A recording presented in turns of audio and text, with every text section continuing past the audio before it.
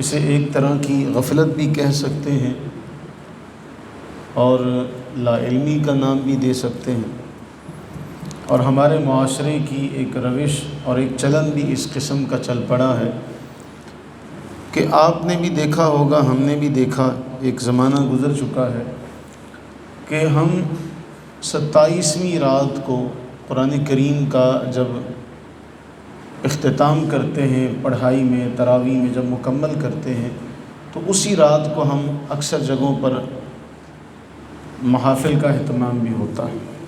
اور عام عوام الناس میں یہی ہوتا ہے کہ جی آج شب قدر ہے۔ بلا شک و شبہ 27ویں کی رات جو ہے اس کی اپنی فضیلت بعض روایات میں ملتی ہے، لیکن مجموعی طور پر یہ معاملہ جو ہے یہ درست نہیں ہے۔ اللہ رب العزت نے جو ارشاد فرمایا لیلۃ القدر کے حوالے سے کہ قرآن کریم کا نزول اس رات ہوا، اور اللہ رب العزت نے سوال فرمایا وما ادراک، تمہیں کیا خبر، تمہیں کیا پتہ کہ لیلۃ القدر جو ہے وہ کیا ہے؟ یہ رات 1000 مہینوں سے بہتر رات ہے، 1000 مہینوں سے بہتر۔ اب ایک رات کو اللہ تعالیٰ نے قرآن کریم میں 1000 مہینوں سے بہتر ارشاد فرمایا۔ اتنی تو ہماری عمر نہیں ہے، اتنی تو ہماری عمر نہیں ہے کہ 1000 مہینے ہمیں عبادت مل جائے، ہم کرنے کا شرف حاصل کر سکیں۔ ہمیں فرمایا گیا کہ ایک رات ہے، اگر اس رات میں تم عبادت کر لو تو وہ 1000 مہینوں سے زیادہ بھاری ہے، لیکن اس کا قطعاً یہ معنی نہیں ہے، لیکن ہم دیکھتے اسی طرح آ رہے ہیں۔ قطعاً یہ معنی نہیں ہے، اس طرح مسجد حرام میں ایک نماز کا ثواب 1,00,000 نمازوں کے برابر ہے، تو اس کا یہ معنی تو نہیں ہے کہ اب وہ آ کے باقی نمازیں نہیں پڑھتا۔ اسی طرح سے یہ رات جو ہے، جو شب قدر کی رات ہے، اسے 1000 مہینوں سے بہتر کہا گیا۔ اس حوالے سے چند ایک احادیث، چونکہ پتہ کیا ہے، ہمارے ہاں معمول یہ ہے کہ وہ رات ہوتی ہے، اس رات کو ہم دلائل دے دیتے ہیں، اس میں سارا وقت گزر جاتا ہے، کچھ ہمارا ماحول اس طرح کا ہے۔ صحیح بخاری کے اندر یہ روایات ہیں، ان سب روایات کا اگر خلاصہ میں آپ کے سامنے رکھوں تو اس روایت میں جو صحیح بخاری کی 813 نمبر روایت ہے، اس میں یہ سارا کا سارا خلاصہ اس میں مل جائے گا۔ حضرت ابو سلمہ بیان کرتے ہیں کہ میں ابو سعید خدری رضی اللہ تعالیٰ عنہ سے، میرا ان کے ساتھ یارانہ بھی تھا، دوستی بھی تھی، تو میں نے ان سے کہا کہ آؤ چلو کہیں باہر سیر کرنے چلتے ہیں، کسی باغ میں، کھجوروں کے باغ میں چلتے ہیں، کچھ باتیں بھی ہو جائیں گی۔ اب جب یہ چلے تو انہوں نے عرض کیا کہ آپ مجھے کوئی ایسی بات بتائیے جو آپ نے نبی صلی اللہ علیہ وسلم سے سنی ہے۔ اب وہ فرمانے لگے کہ اعتکف رسول اللہ صلی اللہ علیہ وسلم 10 الاول من رمضان، نبی صلی اللہ علیہ وسلم نے رمضان کے پہلے عشرے میں اعتکاف کیا، رمضان کے واعتکفنا معه، ہم نے بھی آپ کے ساتھ اعتکاف کیا۔ فاتاہ جبریل، حضرت جبریل امی آئے اور آ کر عرض کرنے لگے ان الذی تطلب امامک، جس کی طلب میں آپ بیٹھے ہیں وہ آگے ہیں۔ تو 10 دن گزرنے کے بعد فرماتے ہیں کہ ہم نے فاعتکف العشر الاوسط، درمیانی 10 دن بھی اعتکاف میں گزار دیے۔ اب جب درمیانی 10 دن بھی گزر گئے، ہم نے بھی آپ کے ساتھ اعتکاف کیا، تو جبریل امی پھر آئے اور آ کر عرض کرنے لگے ان الذی تطلب امامک، جو آپ طلب کر رہے ہیں وہ آگے ہیں۔ 20 دن ہو گئے۔ اب اس 20 دنوں کے بعد فرماتے ہیں کہ ان النبی صلی اللہ علیہ وسلم خطیباً، حضور علیہ الصلوۃ والتسلیم نے ہمیں خطبہ ارشاد فرمایا، اور خطبہ ارشاد فرما کے فرمایا من کان اعتکف مع النبی صلی اللہ علیہ وسلم فلیرجع، جو نبی صلی اللہ علیہ وسلم کے ساتھ اعتکاف میں تھا اسے چاہیے کہ وہ لوٹ آئے۔ کیوں؟ فرمایا مجھے شب قدر دکھائی گئی، مجھے شب قدر دکھائی گئی، یا تو مجھے بھلا دی گئی یا میں بھول گیا۔ اب تم ایسا ہے کہ آخری عشرے کی طاق راتوں میں اس کو تلاش کرو، آخری عشرے کی طاق راتوں میں اس کو تلاش کرو۔ اور خواب میں مجھے یہ بھی دکھایا گیا کہ میں اس رات سجدہ کر رہا ہوں، کانی اسجد فی تین و ماء، مٹی گیلی ہو چکی ہے، گارا بن چکی ہے، میں اس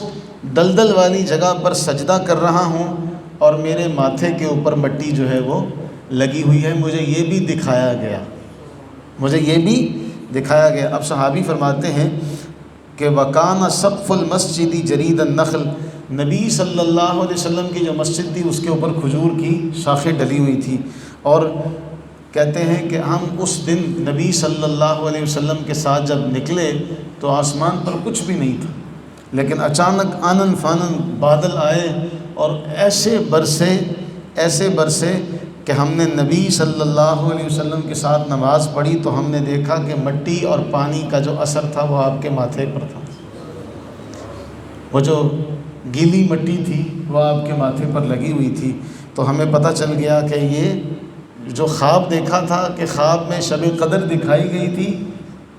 اور اس لیلۃ القدر کی رات میں جو معاملات ہوئے تھے اس میں ایک یہ بھی تھا کہ ایک تو شب قدر دکھائی گئی اور اس کی نشانی کیا تھی کہ میرے ماتھے کے اوپر مٹی لگی ہوئی تھی گیلی، اور پھر ایسا ہوا کہ ہم نے اس دن نبی صلی اللہ علیہ وسلم کے ساتھ جب نماز پڑھی تو بارش کا وہ معاملہ ہوا تو ہم نے وہ رات پا لی۔ اب اس روایت کے تحت بہت سارے معاملات ہیں، اسی طرح کی جو روایت ہے وہ 2016 صحیح بخاری میں، اس میں بھی یہی ہے۔ ابو سلمہ کہتے ہیں کہ میں نے ابو سعید سے پوچھا، وہ میرے دوست بھی تھے، اس میں یہ ہے کہ آغاز کا جو ذکر ہے وہ نہیں ہے، درمیان سے چلتا ہے کہ 20ویں روزے نبی صلی اللہ علیہ وسلم نے ہمیں خواب بتایا اور فرمایا کہ مجھے رات دکھائی گئی، یا میں بھول گیا یا مجھے بھلا دی گئی، اب آخری راتوں میں اسے تلاش کرو۔ اب اس کے بعد تیسری روایت جو ہے وہ اس سے بھی بڑی اہم ہے، صحیح بخاری کی 2023 اور سال بھی ہمارا 2023 ہے۔ عبادہ بن صامت کہتے ہیں خرج النبی صلی اللہ علیہ وسلم، نبی صلی اللہ علیہ وسلم باہر تشریف لائے لیخبرنا بلیلۃ القدر، تاکہ ہمیں شب قدر کے بارے میں خبر دیں۔ فتلاحا رجلان من المسلمین، دو آدمی جو تھے وہ جھگڑا کرنے لگے۔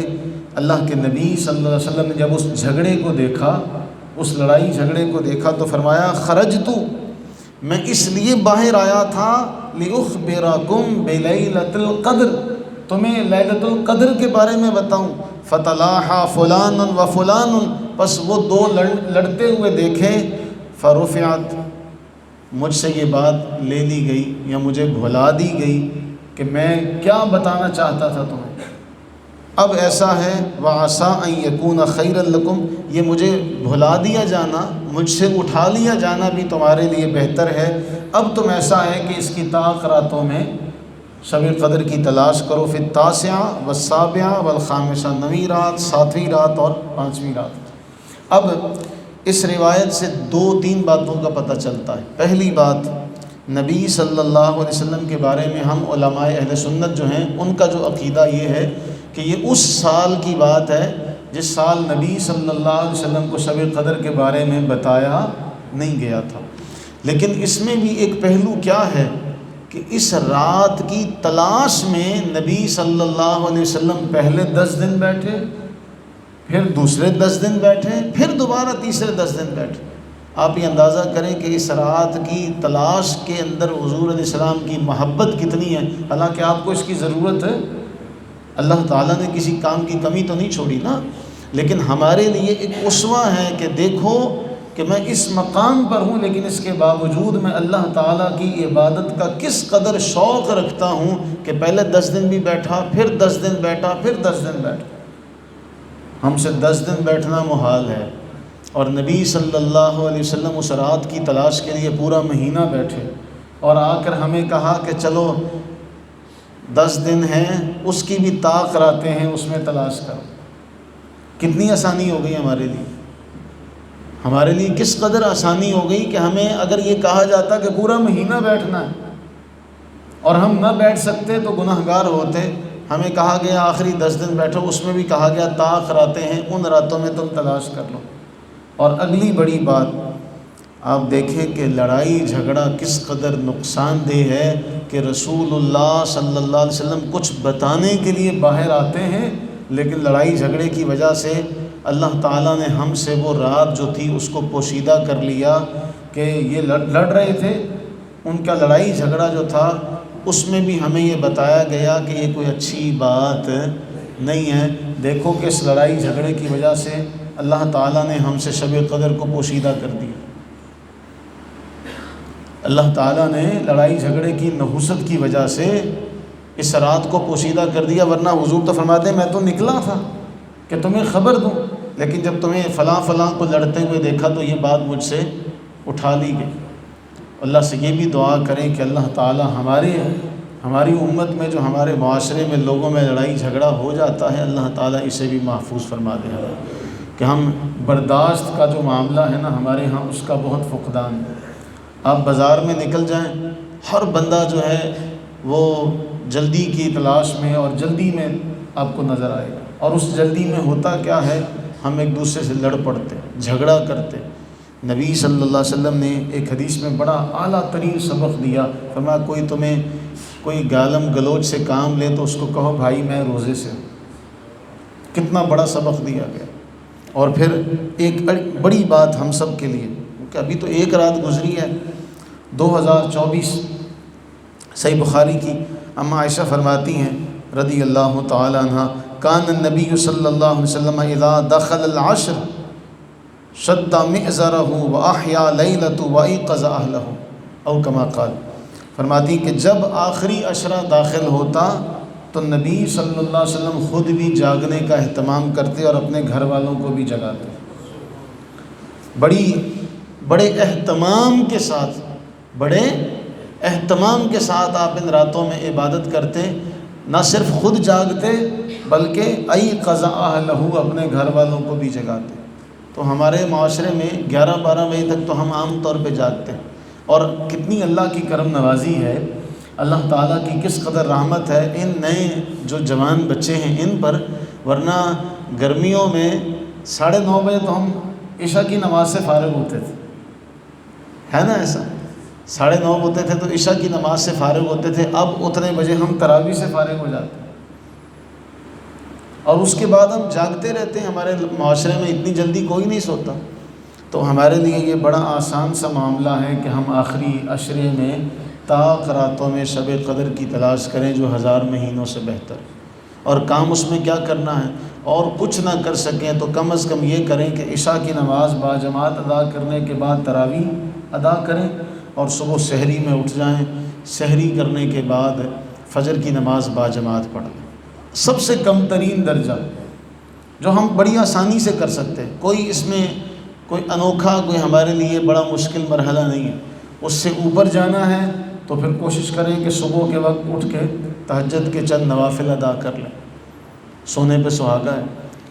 اس سے مزید آگے جانا ہے تو پھر قرآن کریم کی تلاوت کا اہتمام کریں، درود پاک کا اہتمام کریں، تسبیحات کا اہتمام کریں کہ یہ دن دوبارہ، اس لیے کہ نبی صلی اللہ علیہ وسلم کی وہ حدیث اتنی اہمیت کی حامل ہے، فرمایا 2 نعمتوں کی لوگ قدر نہیں کرتے، 2 نعمتوں کے بارے میں لوگ بہت دھوکے میں مبتلا ہیں، ایک ہے تندرستی اور ایک دوسری ہے فرصت۔ آج ہمارے پاس تندرستی ہے، آج ہمارے پاس فرصت ہے، کیا خبر، کیا پتہ کہ آنے والے لمحے میں ہمیں فرصت نہ ملے۔ اور یہ بھی ذہن نشین کریں، یہ بھی بٹھا کے رکھیں کہ دین کو ہماری کوئی ضرورت نہیں ہے، ہمیں دین کی ضرورت ہے۔ اللہ تعالیٰ کو ہماری کوئی ضرورت نہیں، وہ تو اپنے نبی کے ذریعے سے ہمیں بتا چکا ہے کہ تم اول سے لے کے آخر تک، تم سارے کے سارے اولین و آخرین جمع ہو کر سب سے زیادہ نیک بندے جیسے نیک ہو جاؤ تب بھی میری سلطنت میں کوئی اضافہ، اور سارے جمع ہو کر اولین و آخرین سب سے بدترین بندے جیسے ہو جاؤ تب بھی میرا کوئی نقصان نہیں کر سکتے۔ فائدہ بھی تمہارا ہے، نقصان بھی۔ قرآن کریم نے واضح طور پر فرمایا جس کا جی چاہتا ہے وہ مومن رہے، جس کا جی چاہتا ہے وہ کافر رہے۔ ہاں آگے چل کے یہ ضرور فرمایا گیا جو شکر ادا کرے گا، نیکی کے راستے پر چلے گا، ہم اس سے راضی ہو جائیں گے۔ اللہ سے دعا کریں کہ آنے والی طاق راتوں میں اللہ تعالی ہمیں شب قدر کی تلاش کرنے کی فضیلت توفیق عطا فرمائے، اور ہمیں شب قدر کو پا لینے کی توفیق بھی عطا فرما، کیونکہ جب ان 5 راتوں میں ہم جاگنے کا اہتمام کریں گے، اب 4 ہیں تو ان میں سے کوئی نہ کوئی ایک تو ہوگی نا، اور کچھ نہیں ہوا تو ہم نے اس رات میں کچھ تو سجدہ کیا ہوگا نا، کچھ تو اللہ تعالیٰ کی تسبیح اور توفیق، اس کی توفیق سے اس کی تسبیح اور تحمید کچھ تو کی ہوگی نا۔ اللہ تعالیٰ اسی کو قبول فرما کے ہماری بخشش کا ذریعہ بنا دے۔ اللہ تعالیٰ ہم سب پر اپنی بے بہا رحمتیں اور برکتیں نازل فرمائے، اور ہمیں اس رمضان کے مقدس محترم محتشم مہینے کے فیوز و برکات سے اپنی جھولیاں بھرنے کی توفیق عطا فرمائے۔